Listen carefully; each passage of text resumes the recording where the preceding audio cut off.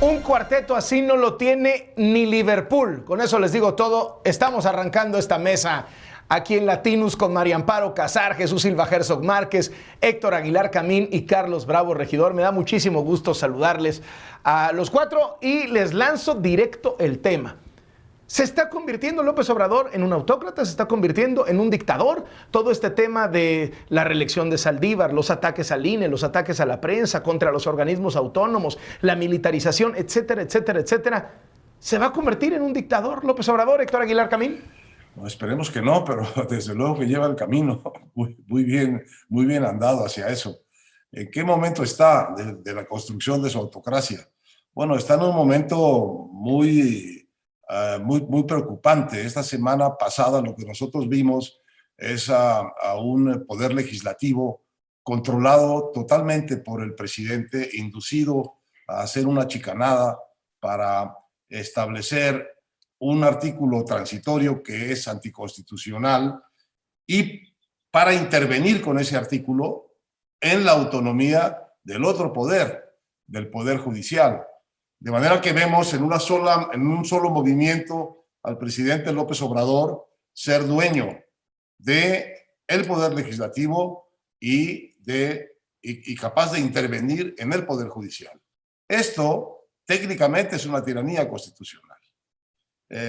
Digamos, en el pensamiento clásico, quien se apodera de los otros poderes, el poder que se apodera de los otros poderes, lo que está construyendo es una tiranía.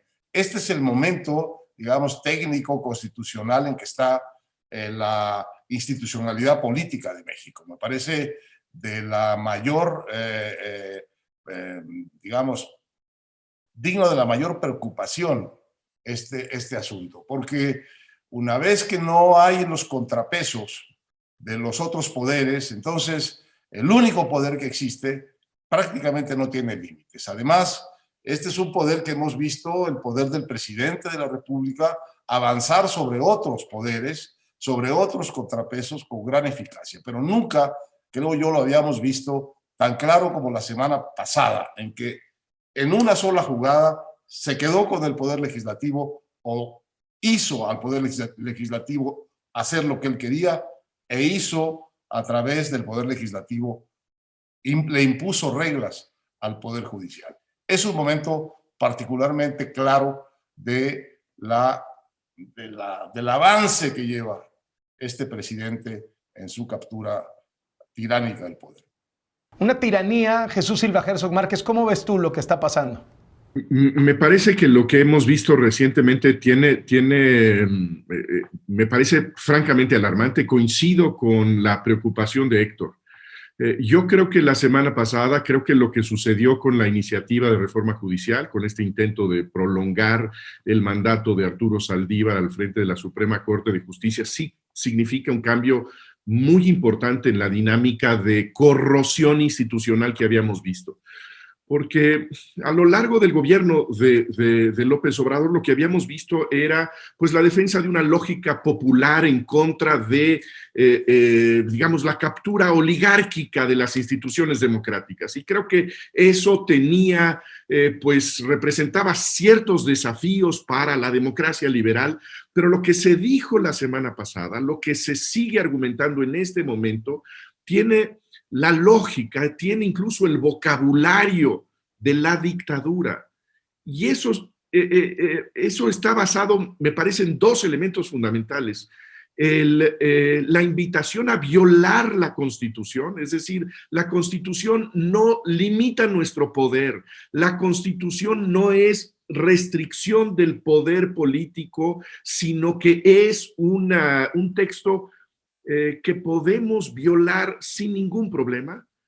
Y el otro argumento es el del personaje irreemplazable, que es lo que dijo el día de ayer Andrés Manuel López Obrador. No hay otra persona que se pueda hacer cargo de la Suprema Corte de Justicia, de la presidencia de la Corte y del Consejo de la Judicatura, más que mi aliado en el Poder Judicial, que es Arturo Saldívar. Esta combinación de la justificación de una constitución que es violada, por una parte, abiertamente, porque no hay aquí un asunto de interpretación, no hay un asunto en donde hay una norma ambigua, en donde hay un debate entre abogados de cómo leemos la palabra 4 o cómo interpretamos el término años. No hay ninguna discusión. Arturo Saldívar tiene que dejar ese cargo después de que se cumplan sus 4 años al frente de la Suprema Corte de Justicia. Y por el otro lado, el elemento de el personaje irreemplazable, este es un discurso de una dictadura. Se plantea en este momento para la Suprema Corte de Justicia, pero el vocabulario está puesto ahí, la lógica está puesta ahí, y creo que no podemos exagerar las señales de alarma frente a lo que ha estado pasando en estas últimas horas. ¿Tiranía, dictadura, María Amparo Casar? Creo que la mejor palabra es la que usaba Héctor al inicio de su intervención, que es autocracia, porque autocracia pues es un régimen político en el que una sola persona gobierna sin someterse a ningún tipo de restricción ni legal, ni institucional, ni controles, etcétera. Entonces, me gusta más la de autocracia. Tiene razón Jesús, una lógica, él habla de una lógica popular. Creo que lo que se impone es una lógica individual versus lo que esperaríamos nosotros en una democracia, que es una lógica institucional. Esta ha estado ausente de manera permanente y sistemática desde que López Obrador llegó al gobierno, esta lógica personal en la que el fin justifica los medios. Y aunque no es la primera violación esta que perpetraron los senadores hace unos días, la semana pasada, sí me parece una de las más graves y de mayor trascendencia política, digamos, porque en este nuevo episodio de autocracia están implicados, en efecto, los 3 poderes: los senadores por aprobarla, el Ejecutivo por avalarla y el Poder Judicial o los ministros del Poder Judicial, particularmente su presidente, por su muy revelador silencio. Entonces, aquí estamos hablando ya no de uno, sino de los 3 poderes juntos, implicados en una violación flagrante a la principal característica que define a las democracias constitucionales modernas, que es la división de poderes. Aquí se está borrando la división de poderes. Esta idea de que no puede haber más que un hombre que puede llevar a buen puerto la reforma al Poder Judicial, que sabemos además que la escribió, creo que lo dijiste tú, Jesús, actuó como escribano Arturo Saldívar, redactando la iniciativa para el Ejecutivo. Es muy impresionante que los conté el día de ayer, sabiendo que iba a estar aquí contigo, Carlos, de 1,437 magistrados y jueces que hay en México, preparados por las instituciones públicas y privadas, solamente uno de ellos o ellas puede llevar a buen puerto la reforma judicial. Pues triste composición la de nuestro Poder Judicial, triste composición la de la Suprema Corte, si de 11 ministras y ministros, solamente uno, Arturo Saldívar, puede emprender la tarea de la reforma judicial, y preocupante en extremo me parece que nos quieran hacer creer que para ello, para llevar a buen puerto a la institución, se tenga que violar la Constitución, ¿no? Entonces, sí estamos en la lógica personalista, en la concentración del poder en uno solo de ellos, o sea, se borran los demás poderes, y finalmente, pues sí, estamos en un episodio más de la autocracia que se está construyendo desde que llegó el presidente López Obrador. ¿Una amenaza para la democracia el presidente, Carlos Bravo Regidor? Sí, Carlos, yo creo que sí. Lo que hemos visto en efecto son una serie de decisiones, de actitudes, de señales de franca amenaza a la institucionalidad democrática. Ahorita que estábamos tratando de encontrar como el término adecuado, tratando de cuadrar ahí, a mí me viene mucho a la mente otro terminajo politológico, que es el bonapartismo. Hay una serie como de características de López Obrador que tiene que ver, desde luego, con la concentración de poder, con tener un liderazgo fuerte, un deliberado y sistemático debilitamiento institucional que implica también ahorrarse procedimientos y eliminar estructuras de intermediación. Todo esto para tratar de procurar una representación más directa o un vínculo más directo entre el sujeto, digamos, popular, el pueblo y el líder. Y otro tema que hasta ahorita no hemos tocado, pero que me parece que es importante destacar para acabar de completar el cuadro, es la relación con las Fuerzas Armadas. También, o sea, a mí siempre me ha sorprendido mucho que el presidente, el único presidente en la historia de la democracia mexicana que ganó por mayoría absoluta, es el mismo presidente que se ha recargado como ningún otro en una institución tan poco democrática como las Fuerzas Armadas. Es muy raro eso.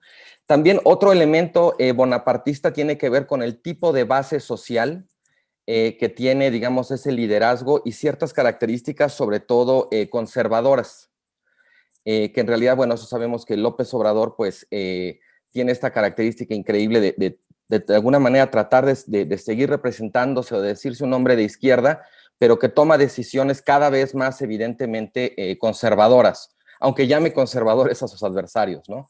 Y bueno, una última cosa que ya no tiene tanto que ver con la caracterización bonapartista, pero que me llama mucho la atención también del tema de la Corte, es que al hacer este argumento del hombre indispensable con Saldívar, el propio presidente está desacreditando a los ministros y ministras que fueron propuestos por él y que han accedido al cargo durante este gobierno. O sea, el presidente López Obrador tiene de pronto estas cosas donde para poder avanzar un argumento necesita barrer con todas las alternativas y explotar políticamente el descrédito. En este caso, el propio presidente está desacreditando, creo que son 3 o 4 ministros, ministras que han entrado a la Corte durante su mandato. Él mismo acaba de decir que si ellos fueran, las cosas no llegarían a buen puerto, sería más de lo mismo, Saldívar o el abismo, ¿no? Al decir bonapartismo, ¿te refieres pues a un gobierno de emperador? Es decir, ¿consideras que López Obrador se está comportando como el emperador Napoleón Bonaparte?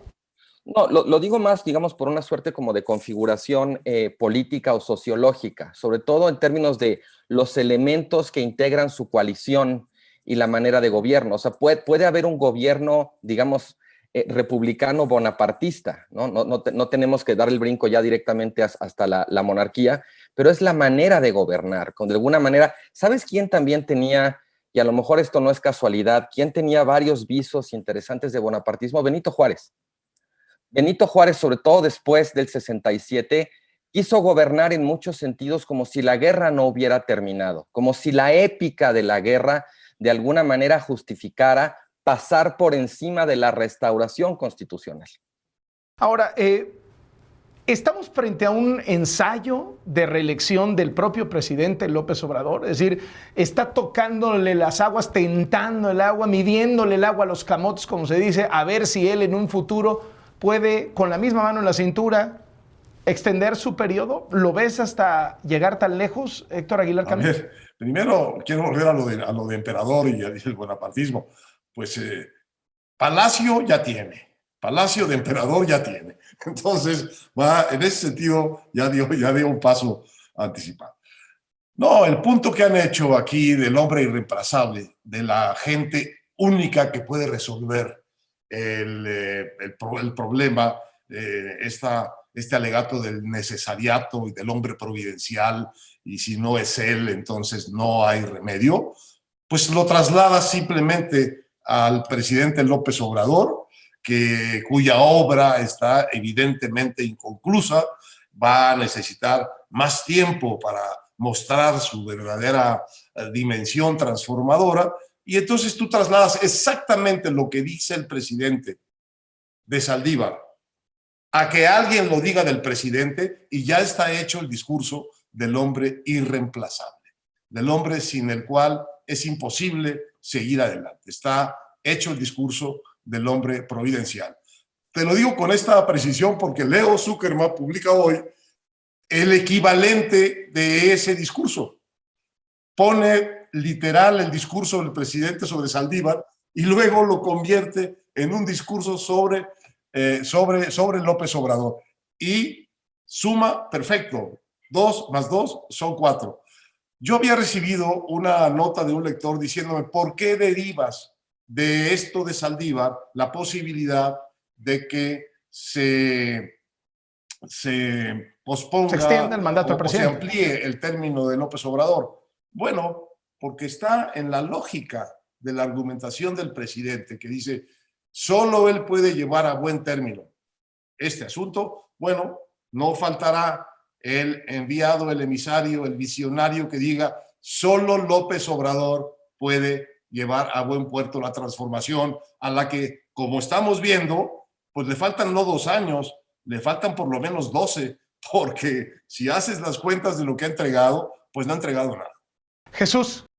Yo creo que es muy preocupante esta argumentación que hemos escuchado en estos días. Yo creo que sí hemos cruzado una línea que implica fundamentalmente el hecho de que estamos en una emergencia histórica de tal naturaleza que esas normas generales para casos ordinarios no son aplicables en este momento de esplendor que estamos viviendo a juicio de Andrés Manuel López Obrador.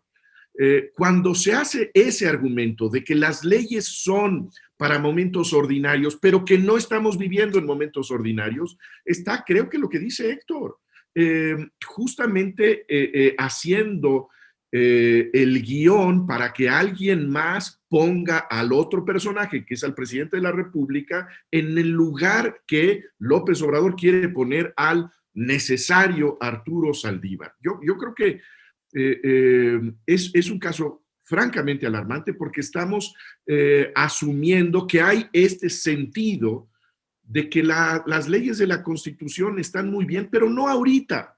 Ahorita no estamos para darnos estos lujos frívolos de el respeto a los términos constitucionales, sino que necesitamos llevar a buen puerto la cuarta transformación. Yo creo que es gravísimo lo que estamos viviendo, francamente, Carlos. María Amparo, ¿estamos ensayando la reelección de López Obrador con la extensión del mandato de Saldívar? Mira, yo todavía me niego a querer barajar esa tesis y adherirme a ella, a pensar en la ampliación del periodo presidencial, pero si soy racional, sí, y veo cuál es la argumentación, como decía Jesús en muchos de sus actos de gobierno, pues tendría yo que concluir que en efecto se está preparando el terreno para poder ampliar ese mandato también. Lo ha dicho con toda claridad, son argumentos legalistas. Cuando salió lo de Saldívar, dijo, se soltó la jauría de conservadores a criticar. Cuando hay transformaciones es necesario, se lo he oído a colegas nuestros, cuando hay un verdadero afán de transformación, es necesario a veces violar la Constitución. Entonces, eso me lleva cuando menos a tenerla aquí atrás de mi mente.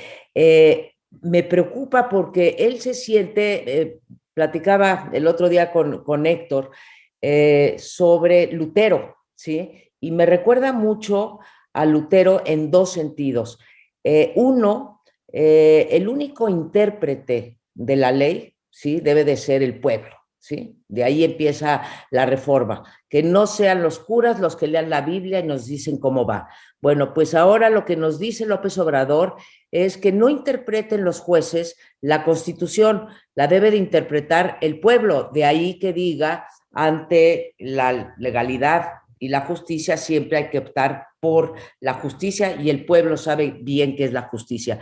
Entonces, como el pueblo no se puede expresar en una sola voz y él es la encarnación del pueblo, él interpreta la ley. Eso me parece gravísimo. Y la otra parte que me parece grave y que me recuerda a Lutero y el periodo de la Reforma es la tesis de las indulgencias.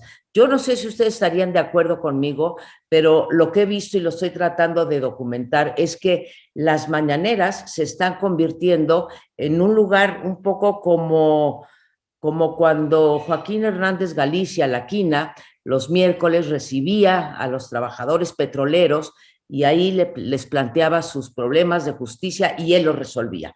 En las últimas 3 semanas ha habido 11 peticiones que llega y entonces Andrés Manuel López Obrador dice, a ver, sáquenme a fulanito de la cárcel, a ver, entréguenle estas tierras al otro. Entonces, él se está volviendo el intérprete de no solo de la Constitución, sino también de la procuración y administración de justicia en este país. Entonces, me parece que sí estamos en un momento muy grave en donde él reparte indulgencias, él interpreta la Constitución y él interpreta, ya lo sabemos, lo que quiere el pueblo bueno, aunque el pueblo bueno esté cada vez pues, más fregado que incluso antes. Carlos Bravo, regidor. Ahorita escuchando a Héctor, a Chucho y a María Amparo, me quedé pensando si no estaremos de hecho incluso a lo mejor abaratándole el costo o la crítica al presidente, quedándonos solo en el tema de Saldívar. O sea, se me ocurre que hay una suerte de segunda derivada de esta cuestión, que no es nada más salirse con la suya para que Saldívar prolongue su mandato. Empiezo yo a encontrar aquí y allá, digamos, recurrentemente, pues como la queja o el malestar en la Constitución del López Obradorismo, ¿no? No solamente porque, bueno, esta extensión del mandato de Saldívar es claramente inconstitucional, sino, por ejemplo, y bueno, María Amparo escribió un libro junto con mi colega, el CIE Saúl López Noriega, a propósito de todos los temas, básicamente toda la artillería legal con la que se ha construido el proyecto de López Obrador está a revisión en la Corte.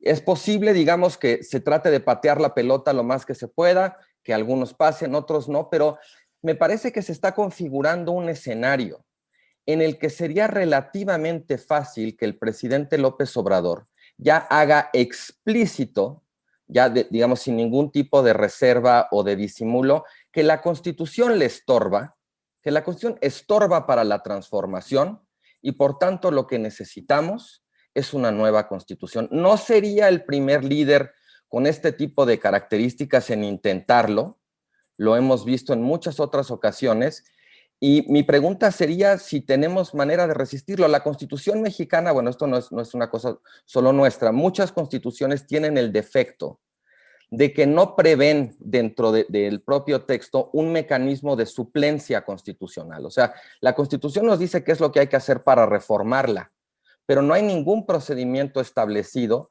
para cambiar de constitución, ¿no? Entonces, la propia idea sí nos pondría realmente en un territorio, en terra incógnita, digamos, pero a mí no me parece descabellado empezar de alguna manera a atar cabos y darnos cuenta que ahí hay una segunda derivada que va más allá del caso Saldívar, aunque el caso Saldívar pueda terminar abonando a la lógica de ese argumento, ¿no? Hablas de un desprecio a la Constitución, de un desprecio a la ley. Le incomodan la ley, la Constitución, le incomodan los organismos autónomos, le incomoda la libertad de expresión por esta situación de la que hablan vivimos tiempos extraordinarios, estamos transformando al país y encima nos cayó una pandemia, etcétera, etcétera. Está puesta sobre la mesa la argumentación y quedan clarísimas y contundentemente expresadas las preocupaciones que tienen ustedes. Ahora déjenme paso del otro lado.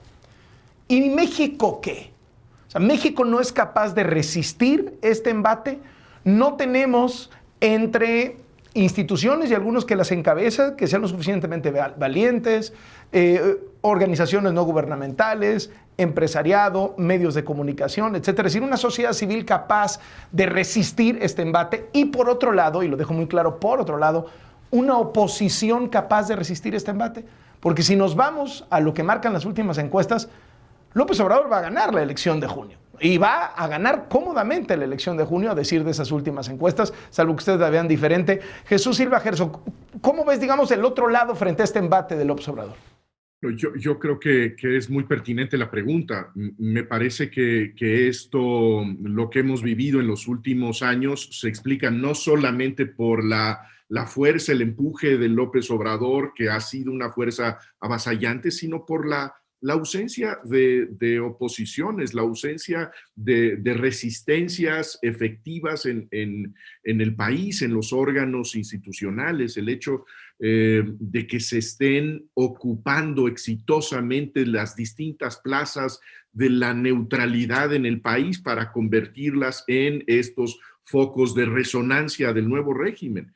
Y yo creo que lo que estamos viendo, a mí me parece muy, muy preocupante, es pues el hecho de que seguimos sin ver una oposición que plante cara. No estamos viendo nosotros una organización opositora que plantee una alternativa que diga por dónde podrían reenderezarse las cosas. Me parece que esa ausencia, que ese vacío de las oposiciones sigue incluso ya en plena temporada electoral, en donde lo que vemos es pues que los candidatos bailan, pero que no han dicho nada frente a estas cosas que a mí me parecen muy relevantes y que más allá del orden institucional tiene que ver con la política sanitaria del gobierno de la República, que tiene que ver con una estrategia responsable para atender la crisis económica que tenemos encima. Y en ese sentido, pues vemos estas oposiciones o que se acomodan al nuevo régimen para tratar de cuidar sus espaldas, u oposiciones que todavía no saben cuál es el tren que les pasó encima en el 2018, ¿no? Héctor. Mira, yo creo que la cita seria de la sociedad mexicana con su futuro político es esta elección de junio. Es una elección de junio en que vamos en realidad a decidir una cosa muy sencilla en medio de todo. No vamos a cambiar de gobierno, ¿eh? No necesitamos una oposición que nos proponga un rumbo distinto, atractivo, convincente, que permita que en esta elección cambie el gobierno, porque en esta elección no va a cambiar el gobierno. Esta no es una elección de cambio de gobierno. Esta es una elección de si los ciudadanos quieren más de este gobierno, más de lo que ha sido este gobierno o menos. Esta es una elección para moderar este gobierno, para quitarle impulso, poder y representación a este gobierno. Con quitarle la Cámara de Diputados, la mayoría en la Cámara de Diputados, habría conseguido la oposición la única cosa que puede hacer en esta elección, que es moderar el poder inmoderado del gobierno. De esto se trata esta elección. No se trata de que nos vengan a decir qué otro país podemos tener y vayamos a votar por ese otro país. Eso, desde luego, no va a suceder. Lo único que necesitamos es que nos vengan a decir, nosotros juntos podemos moderar a este gobierno, que ya vemos la manera inmoderada en que se comporta. ¿Crees que están las cosas como para que la oposición le quite a López Obrador su mayoría en el Congreso? Sí, absolutamente. ¿Los números? No, absolutamente. Yo creo que están las cosas para que, repito, no cambiemos este gobierno, pero para que lo moderemos, sí. Para que nos quitemos de encima el ritornelo de los 30 millones de votos, de la mayoría abrumadora, del triunfo, puras exageraciones a partir de un triunfo importante, para que nos quitemos eso de encima, para que nos quitemos esta mayoría fabricada, que no dieron los votantes en las dos cámaras, pero particularmente en la Cámara de Diputados. Yo sí creo que alcanza esta elección para decirle al presidente, a sus seguidores, a sus partidarios y al resto de la sociedad, ¿saben qué? Queremos una cosa más equilibrada. Este desequilibrio no está bien, este presidente está abusando, vamos a bajarle 3 rayitas. María Amparo, ¿crees que dan los números? Tiene razón lo que dice Héctor de que lo que se juega aquí es la posibilidad de ponerlo, yo lo voy a poner más brusco, es de ponerle una brida al presidente, ¿no? Que es lo que creo que hace falta. Las encuestas me dicen... Un cubrebocas, por lo menos. Bueno, sí, estaría bien tener el doble propósito. Pero lo que veo de las encuestas, de que yo no sé si entiende muy bien la gente cuando le preguntas, oye, ¿tú quieres un congreso de mayoría o sin mayoría? No me queda claro que vean las implicaciones los encuestados. Lo que sí veo en el votante mexicano y que no es de ahorita es que su corazón late más del lado patriarcal y que esa es la gran ventaja que tiene López Obrador, esta idea, lo siento, sí, de cultura política mexicana sobre el hombre, pues por eso lo captó muy bien también con lo de Saldívar, en fin, con todas sus medidas, de que los mexicanos sí, según los estudios de cultura política, sí estamos esperando que un gran hombre venga y nos salve. La mayoría fabricada, bueno, estamos esperando, porque ahorita estamos hablando de Saldívar, pero también estamos esperando que el tribunal se decida o resuelva qué pasa con los candidatos de gobernador a Michoacán y a Guerrero, y estamos esperando sobre todo impedir que se vuelva a tener una mayoría fabricada, porque en efecto no habrían tenido el 250 o 250 más uno. ¿Le alcanza? Tu pregunta era, ¿tenemos las instituciones y la oposición como para frenar? Las instituciones ya está claro que no las tenemos. No las tenemos. Las instituciones legales, las que establece la Constitución, o sea, el Congreso, la Suprema Corte de Justicia, no los tenemos. Los órganos autónomos, pues unos sí y otros no. La CNDH se fue. El Instituto Federal de Telecomunicaciones, empezamos porque se iba a desaparecer y ahora está totalmente plegado a López Obrador con esto que acaban de pasar de la ley de los datos biométricos para los celulares, y entonces ya está trabajando muy contentito con López Obrador. No sé cuántas más instituciones se vaya a cargar. Entonces, no tenemos esas instituciones que en el caso de Trump, en el caso de Estados Unidos, frenaron las barbaridades de Trump. Y la oposición, pues, Jesús, yo no sé si estés de acuerdo, es cierto lo que tú dices, de que no hay propuestas, no nos están diciendo qué, pero yo lo que veo es que las elecciones, no, ni aquí y probablemente tampoco en el mundo, se ganan con propuestas. Se están ganando, llegándote al corazón, esta parte emocional, y bueno, pues la oposición tampoco tiene mucho que mostrar de dónde viene, ¿no? O sea, López Obrador llegó en buena medida al poder, pues porque la oposición sí se pasó en términos de no atender las necesidades de buena parte de los sectores del país. Ahora, lo que hay que decir y tratar de decirlo con éxito es que este gobierno tampoco ha atendido esas, o sea, la democracia y la economía sigue teniendo los mismos retos que tenía con las tres sexenios anteriores, y además le ha añadido otras que son tremendamente preocupantes y que agrupamos en esto del hiperpresidencialismo, ¿no? Jesús, no sé si quieres decir algo antes de que le pase la palabra a Carlos Bravo. Yo creo que es cierto esto de que no es una deliberación de argumentos la que define las elecciones. Pero yo creo que hay un argumento en López Obrador y en su movimiento que tiene que ver, esta política, independientemente de sus resultados, es nuestra. Esa es su gran bandera y así ha sido su gran eficacia. Este es un presidente con el que yo me siento, del que yo me siento cerca. Yo creo que sigue siendo un argumento persuasivo. Y eso es lo que lo tiene por delante en la imagen pública y lo que puede ayudarle muchísimo a su movimiento. Jesús, ¿crees que le da al presidente para conservar su mayoría? O sea, que lo más probable es que conserve su mayoría en las elecciones de junio. No lo sé. A mí me parece que esta es una elección muy difícil de prever porque es la primera elección post-sistema de partidos que tenemos. Donde se rompieron las brújulas, se rompieron los referentes. Entonces no sabemos, y no sabemos algo que a mí me parece que es lo que tendremos que ver en la elección, que es cómo se recompone la dinámica regional. A mí me parece que lo que es interesante que hemos visto en elecciones, en procesos locales, es que las campañas se están contando mucho, que sí cuenta qué hacen los candidatos en el proceso de campaña, cómo definen sus estrategias, su comunicación y las preferencias cambian. Entonces yo creo que ahí hay mucha incertidumbre de la buena en el proceso hacia junio. Carlos Bravo, ¿sientes que se le puede quitar la mayoría, la oposición al presidente? Mira, yo creo que una brújula que no se nos rompió es la de las encuestas.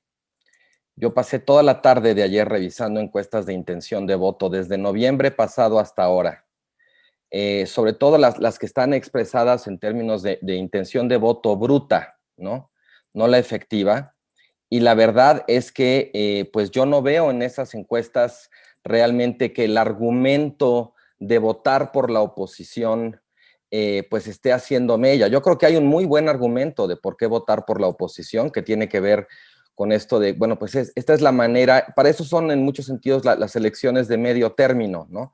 Para que la gente pueda pintar su raya o expresar su rechazo o su decepción respecto al poder en turno.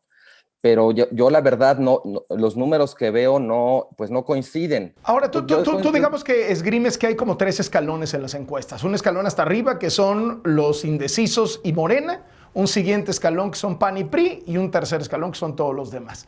El infierno. Sí. Y un poco ahí te basas para decir, hay un chorro de indecisos y esos se pueden ir del lado de la oposición. Mi pregunta es, ¿no siempre hay esa cantidad de indecisos y al final se reparten? Bueno, eso es lo que haces cuando prorrateas y los distribuyes, digamos, proporcionalmente, ¿no? Pero para mí sí, una de las preguntas interesantes es ¿por qué hay tanto indeciso? O sea, Morena es el primer lugar, digamos, y el segundo lugar son los indecisos, los que no responden, ¿no? Y yo me pregunto cuántos de esos indecisos en realidad no serán votantes que apoyaron a López Obrador en 2018, que están decepcionados de su gobierno, pero que, por múltiples razones, muchas tribulaciones, imagino que para quienes se creyeron la idea de que López Obrador representaba el cambio y había que dejar atrás el régimen de la transición y el sistema de partidos, debe ser muy difícil para esas personas decir, bueno, ahora voy a votar por los partidos por los que hace 3 años voté para castigarlos por López Obrador, ¿sí? Entonces, a mí esa parte, digamos, para mí la pregunta ya no es si tenemos las instituciones para resistir, porque creo que no. Si tenemos las oposiciones para resistir, creo que no. Creo que estamos ya en la última línea, es si tenemos el electorado para resistir o no. Jesús Silva Herzog, hemos hablado, 40 minutos sobre la Suprema Corte, sobre la democracia, sobre el INE, sobre los planes autoritarios, dictatoriales, sobre las leyes, sobre la división de poderes, sobre los contrapesos. ¿Qué de este discurso conecta con ese electorado al que hacía referencia Carlos Bravo en un instante? ¿No nos está el presidente López Obrador a los medios, a sus críticos, a la oposición, a las organizaciones de la sociedad civil, orillando a no hablar de los temas que sí son importantes para la gente? Y pienso concretamente en los resultados del gobierno. Lo citaba Héctor Aguilar Camín hace un ratito, y lo decía también María Amparo. Pues si evalúas la gestión de López Obrador en datos duros, ha sido un desastre económico, un desastre de salud, un desastre de inseguridad y un desastre de corrupción. Pero de eso no se habla. O sea, estamos en el INE, en la Suprema Corte, en los contrapesos, en la Constitución. ¿Cómo ves eso, Jesús? Yo creo que es un gran punto. Creo que nos invita a una autocrítica. Me parece que con estas discusiones quizá reflejamos eso que celebra el presidente López Obrador, que esa desconexión de la opinión pública, de la opinión publicada, de la realidad de la mayoría de los mexicanos, que no tiene, la verdad, que la menor preocupación del periodo de responsabilidad de Arturo Saldívar. Le da exactamente igual y no siente a la Suprema Corte de Justicia como una institución que ha estado de su lado, ni siente a las instituciones que celebramos de la transición como grandes orgullos personales, como patrimonio colectivo auténtico. En ese sentido, yo creo que tienes toda la razón. Creo que seguimos en buena medida reaccionando ante las provocaciones que con mucha eficacia lanza cotidianamente el presidente de la República, y con eso dejamos de hablar de lo que estás diciendo tú, cómo está la condición económica de la gente en este momento a comparación de lo que estaba hace 3 años, en qué sentido la estrategia de salud ha sido responsable o ha sido abiertamente criminal, dejando en el desamparo a millones de personas por la irresponsabilidad de esta conducción sanitaria. Yo estoy totalmente de acuerdo, deberíamos hablar de esos asuntos, pero esta desconexión de la que habrá que hacernos cargo, creo que resulta muy benéfica para la política del presidente López Obrador. Por estar hablando de los peligros que pueden venir, por estar hablando de las amenazas que se ciernen, por estar hablando de las consecuencias que pueden tener actuaciones y palabras del presidente, se nos está olvidando hablar de las tragedias que ya están y se están sufriendo, y eso le beneficia al presidente, eso le disminuye, le pulveriza el costo político de un mal gobierno, Héctor. Sí, obviamente, pero las tragedias siguen ahí, ¿eh? Que hablemos nosotros o no hablemos de lo que ha pasado con la economía, de la cantidad de muertos que tienen las familias en su seno, de la falta de horizontes, de la falta de empleos, de la increíble cantidad de gente que pasó de tener una vida razonablemente buena a una vida llena de precariedad, la cantidad de nuevos pobres que hay en México. Esas tragedias están ahí. La destrucción económica está ahí. El cierre de empresas, el despido de personas, todas las arbitrariedades presupuestales, la desaparición de las estancias infantiles, todo eso que es el resultado de un gobierno malísimo, malísimo y empeñado además en seguir el rumbo, todo eso está ahí. Yo creo que lo dije aquí en otra ocasión. No sé si aquí hay gente muy conocedora de las cosas electorales. El caso de una elección en la que un gobierno con tan malos resultados, tan catastróficos resultados, haya obtenido una buena respuesta electoral a su favor de parte del electorado. Yo creo que tendríamos que ser los mexicanos medio marcianos para votar otra vez en este mes de junio que viene, dándole o refrendándole a este gobierno los poderes para seguir haciendo lo que está haciendo. Pero no tiene que ver también con refrescar la memoria, Héctor, porque si dices que somos marcianos, pues ves las encuestas y pues hay un chorro de marcianos, ¿no?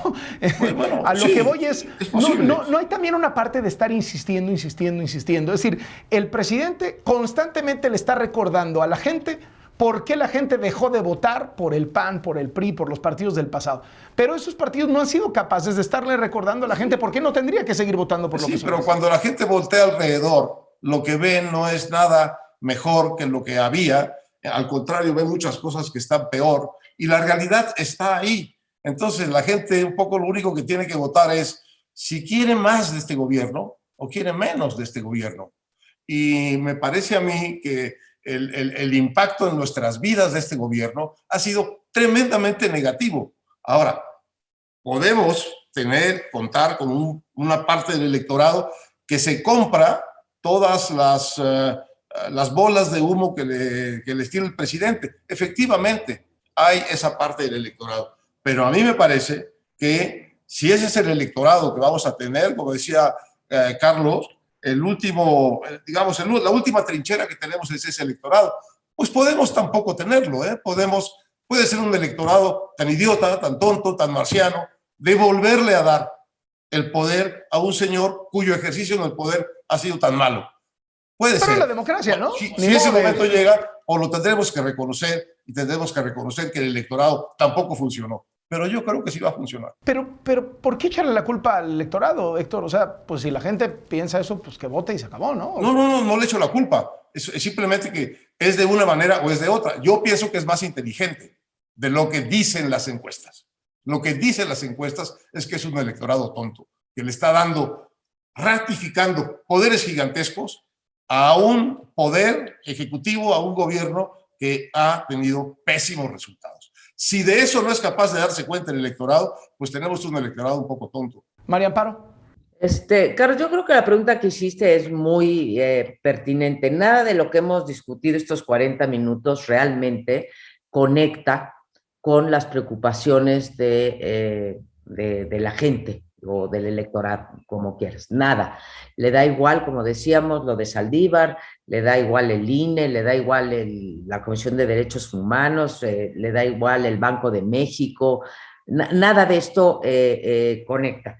Y eso constituye una gran ventaja para López Obrador, sin duda, alguna, porque además, si lo ves, por ejemplo, en términos de lo que está pasando con las vacunas, yo no sé si estarían de acuerdo conmigo, pero yo veo un montón de personas y de twitters y en chats y etcétera, que dan las gracias. O sea, no tenemos la concepción de que es nuestro derecho ser vacunados, ¿sí? Están agradecidos con el presidente López Obrador porque da las vacunas y están agradecidos porque hay una pensión y están, no lo vemos como derechos, entonces sí se le imputa a él. Ahora, ¿cuál es mi esperanza? Mi esperanza en términos de las elecciones, que yo sí creo que puede perder buena parte de sus votantes, son tres. En efecto, el electorado, como decía Héctor, pues no es tonto, porque si bien tiene popularidad López Obrador, cuando tú le preguntas cómo está manejando la violencia, te dice que mal. Todos están por debajo del 50%. ¿Cómo está manejando la economía? Mal. La corrupción, mal. O sea, todo lo está manejando mal. Entonces ahí hay una disonancia, ¿no? Como se dice. Creo que lo que tenemos que apostar es que haya menos abstencionismo, porque si nos quedamos en el 43% de votación, que es el promedio de las intermedias, ahí sí puede ganar López Obrador. Hay que combatir, y creo que eso le toca a la oposición, el abstencionismo. Y el otro, mi rayo de esperanza, a quien me parezco, rayo de esperanza es no solamente que el tribunal vote a favor de los lineamientos del INE, sino que la oposición se anotó un solo triunfo. Yo creo que tenemos una oposición impresentable, pero que haya ido en alianza en 200 distritos, que haya elecciones locales que hacen que el gobernador jale los distritos que están adentro de su estado hacia el voto del gobernador de oposición que pueda ganar. Y cuarto, que si vemos para atrás, todos los presidentes, incluidos, aunque fue López Obrador, aunque fue Enrique Peña Nieto el que menos perdió, agarren a Felipe Calderón. Felipe Calderón tenía 6 puntos más de aprobación de lo que tiene hoy López Obrador, al mismo tiempo, o sea, en su 9º trimestre. Y Felipe Calderón perdió 59 diputados en la intermedia. Eso le puede pasar a... La popularidad no es necesariamente votos, y hago votos porque Héctor tenga razón y que se den cuenta que no han mejorado su situación. Carlos Bravo. Creo que esto de la desconexión, digamos, yo los resumiría diciendo que le hacemos mucho el juego al presidente de estar hablando constantemente en términos de la gesta, y al hacerlo dejar de prestarle atención a la gestión, ¿no? Y creo que sí, la fórmula autocrítica sería que necesitamos menos gesta y más gestión en la conversación pública, en el debate, digamos, en medios. Yo no creo que el electorado sea tonto, porque también recuerdo muy bien esa distinción a la que ya remitía María Amparo, donde la gente se da cuenta, o sea, la gente registra la diferencia entre lo que es la evaluación del gobierno y la evaluación del presidente. El gobierno sale peor evaluado, pero el presidente sale bien evaluado. Y creo que aquí hay un elemento importante a tomar en cuenta, que sería, pues a falta de una mejor expresión, diría como la alquimia del liderazgo político. Y creo que López Obrador realmente ahí sí es extraordinariamente hábil, así como es muy incompetente como jefe de la administración pública, es talentosísimo en términos de ejercer un liderazgo político que de pronto puede aturdir la percepción de las personas, de sus opositores, o saberle representar a la gente cosas que no encuentra en otro lado. Yo creo que en ese sentido, la verdad, la esperanza que para mucha gente representó López Obrador, pues en ese sentido se está convirtiendo como en la red que lo sostiene a él en términos de su figura, de su persona, de su liderazgo, a pesar del hecho de que su gobierno está reprobado. O sea, el electorado entiende que el gobierno no lo está haciendo bien, pero hay algo en el liderazgo de López Obrador que yo no lo atribuiría necesariamente a que la gente sea estúpida, sino que había condiciones, digamos, acumuladas a lo largo del tiempo en México para que surgiera un liderazgo con estas características. No estoy diciendo que esté bien ni que lo apoye, simplemente me parece como que hay que tratar de entender cuáles son las tribulaciones, de alguna manera, que pueden estar detrás de la decisión del electorado o de apoyarlo o de titubear si votar por la oposición o no.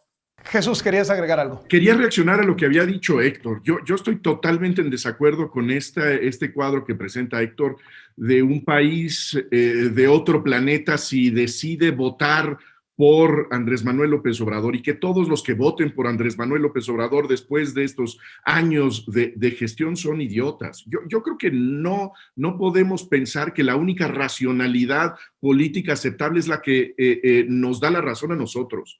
Me parece que eso explica el resentimiento en el que se basa esta noción del desprecio de las élites a buena parte del país.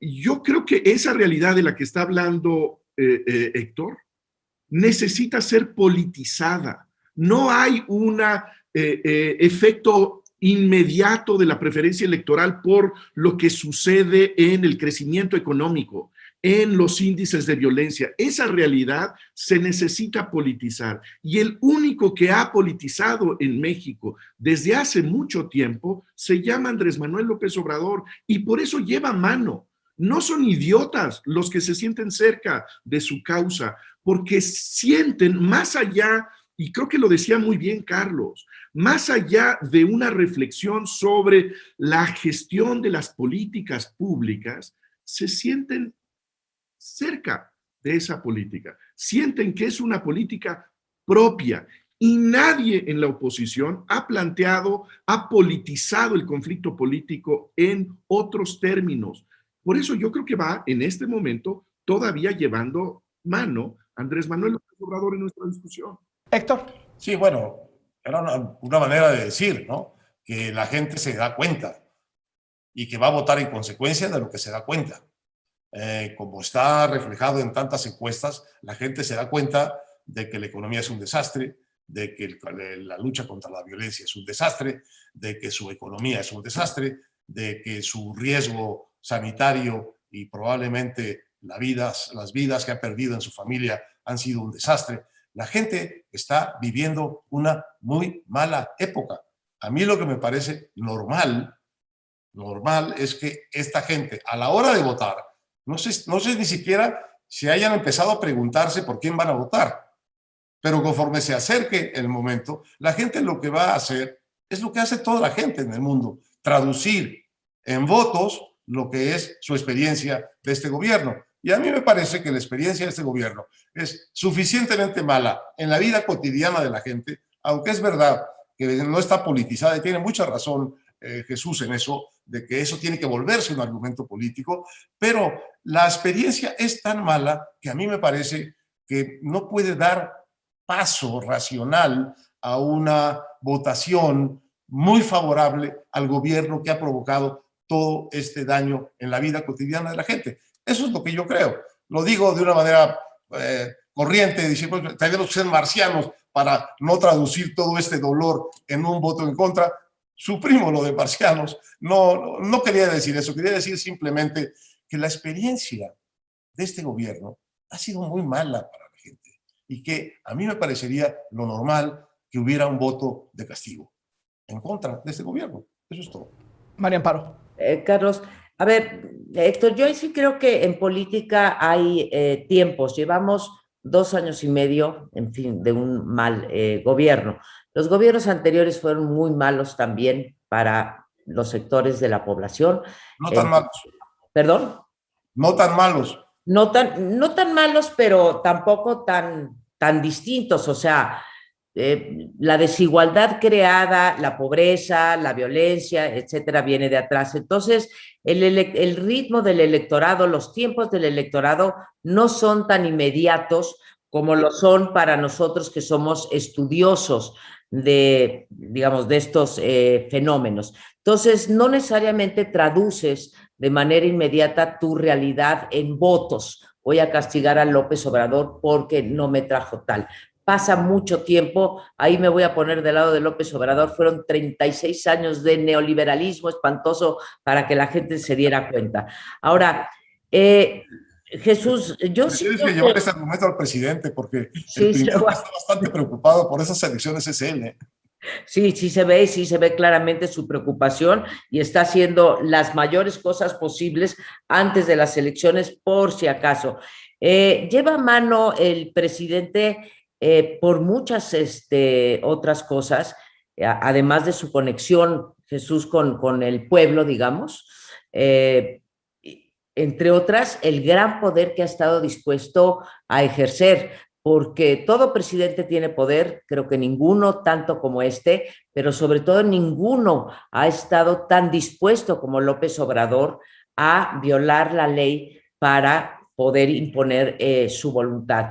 Entonces, no es nada más su conexión, es el abuso del poder que vemos cotidianamente de parte del presidente, que lo pone en una posición ventajosa frente a cualquiera. Y a mí sí me gustaría romper una lanza por los 5 que estamos aquí y decir que los 5 hablamos, cada quien en sus medios, de los problemas del país. O sea, ahorita estamos hablando de Saldívar porque es un escándalo, pero hemos documentado la corrupción, Loret, vaya, nosotros, bueno, yo, tú has documentado miles de veces, Carlos, Jesús, Héctor, los malos resultados. Sí hablamos de eso, lo que pasa es como, no sé a quién le estoy robando la idea, llegamos a la bahía, no vamos hasta el océano, ¿no? No penetran nuestras ideas porque no hacemos política en ese sentido y porque el electorado no responde tampoco a que le digas, oye, ¿sabes qué? Está reprimiendo a las mujeres, oye, ¿sabes qué? No está atendiendo a los médicos privados, no responde el electorado a eso.